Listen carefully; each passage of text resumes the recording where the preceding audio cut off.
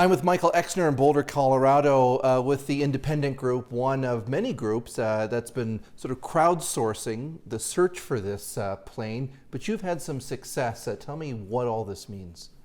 Sure. The various arcs that you see here are the line of position at different times that we get from the burst timing offset information from the Inmarsat satellite. We know that the final arc is very close to the final position of the airplane. This was its last communication with the satellite. The very last communication with the satellite, about 19 minutes after the hour UTC time. And these blue paths show different possible paths depending upon the airspeed assumption.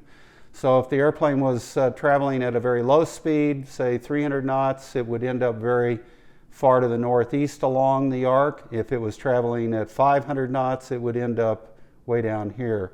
But we also have information about how much fuel was on board.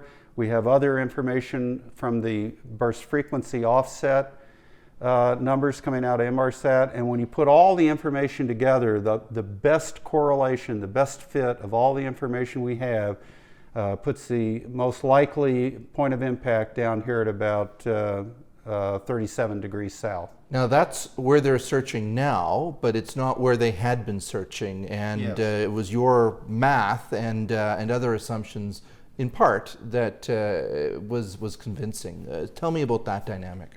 Right, so we issued a first report on June 17th indicating that we were pretty sure that the point of impact was somewhere in this general vicinity. We later refined that estimate and put it at exactly 37.7 degrees south. Meanwhile, the official search was looking much further to the north based on acoustic data. They had received reports of acoustic observations from ships searching for the airplane. And so they spent a lot of time in April and May looking up at the far northern end of this seventh arc. But nothing was found, and it was later determined that all of the acoustic data was not from MH370. What's your sense now, a year out, as to whether this plane will be found?